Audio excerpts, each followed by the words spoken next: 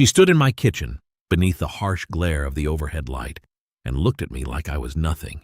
There was no shouting, no explosive anger, just a cold, flat statement that cut straight to the bone. She told me I was no longer worth her precious time or her effort. Outside, the cold autumn rain beat heavily against the windows of my Milan apartment, washing the old streets clean. I chose to stare at the water running down the glass instead of meeting her eyes, knowing that looking directly at her would only make me want to beg. Before we go any further into how this night changed my life forever, please consider subscribing to the channel to help me share more of these stories. As she pulled quickly on her expensive leather coat, she told me not to wait up because she would certainly not be coming home. The door clicked shut behind her, leaving me entirely alone in the very quiet, drafty apartment my grandmother left behind. I stood in the silence, listening to the old water pipes groan behind the plaster.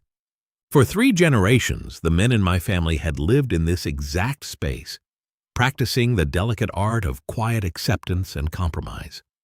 I began wiping down the counters, finding comfort in the predictable rhythm of cleaning. Elena and I had spent 9 years together, never marrying because she claimed commitment was an outdated concept, though she fully enjoyed my absolute loyalty while offering none of her own. She was a public relations specialist, moving through high-end parties and fashion events, while I spent my days restoring old municipal brickwork, unseen and quiet. My father had been a gentle, passive soul who let my mother's family control every aspect of his life. Even when she humiliated him publicly and eventually left him for a wealthier partner, he simply smiled and accepted it, dying of a broken heart a few years later. I grew up believing that surviving meant absorbing blow after blow without standing up for yourself. By midnight, the busy city of Milan was a blur of bright neon lights and dark rain. I sat out on the balcony with a cheap glass of red wine, wondering how many long months Elena had been rehearsing her exit speech. Then, at exactly 1 a.m, my phone began to vibrate relentlessly against the table. It was Elena. I let it ring. It rang again and again, followed by a sudden rush of text messages pleading with me to pick up because she was in trouble. When I finally answered her call at nearly 1:20, her frantic sobbing filled the receiver. Her voice was completely stripped of its usual poise and confidence, sounding desperate and small. She called out my name desperately, as if I were her last remaining hope in the world, and she began begging me to listen to her. I sat back, letting the cold autumn mist settle on my skin, listening to her entire world break down on the other end of the line. And she explained that she had gotten into a massive argument with Ricardo, a married investor with 2 young children whose name had been popping up on her screen for over a year. He had locked her out of his luxury apartment in the historic district without her purse, and her phone battery was rapidly about to die completely. She was freezing cold, stranded on the dark, empty street, and needed me to come pick her up. Hearing her admit to this betrayal did not make me angry or sad.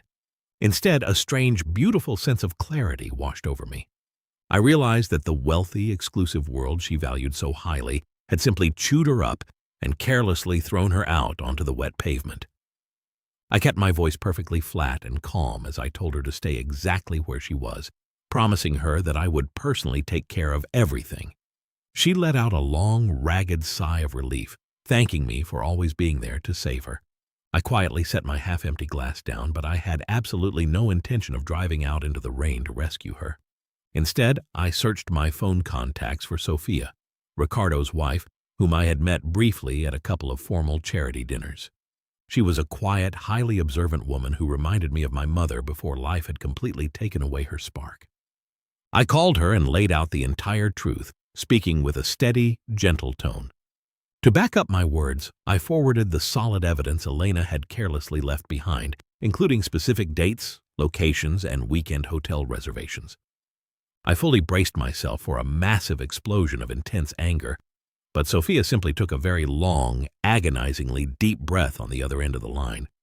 She thanked me quietly for finally giving her the honest truth that everyone else in her social circle had been actively hiding from her for so many months, choosing painful clarity over a comfortable lie she could no longer believe.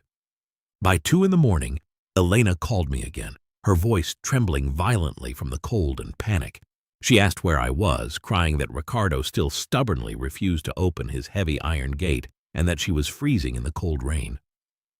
I spoke softly into the receiver, telling her that I was not coming to get her. There was a sharp, painful pause on the line, and her voice cracked as she asked me what I meant. I calmly repeated the exact words she had said to me hours earlier in our kitchen, telling her that she simply was not worth my time anymore and that I finally believed her. She completely lost control then, screaming wild insults, making empty, frantic promises, and declaring her love in a desperate attempt to manipulate me. I listened to the hollow, rehearsed performance for a brief moment. Then I quietly ended the call, shutting out her noise and permanently choosing the stillness of my own home over her endless, exhausting drama. The consequences of that night spread quietly through the city. Ricardo's marriage dissolved in a highly public, expensive divorce, and his venture capital partners quickly distanced themselves from the scandal. Without her elite connections, Elena's public relations career fell apart, forcing her to move back in with her mother. Weeks later, she showed up at my door, looking tired, small, and completely stripped of her usual arrogance. She claimed she had made a terrible mistake out of anger, but I looked at her and knew the truth. I told her she meant every word. She just never expected to face real consequences for them, and then I quietly shut the door forever. When a beautiful spring arrived in Milan, I repainted my apartment entirely, threw away the old reminders, and started going to weekly therapy sessions. Sometimes I think about that late-night phone call and how easy it would have been to play the familiar, painful victim role again. Refusing that role was the moment I finally reclaimed my quiet life.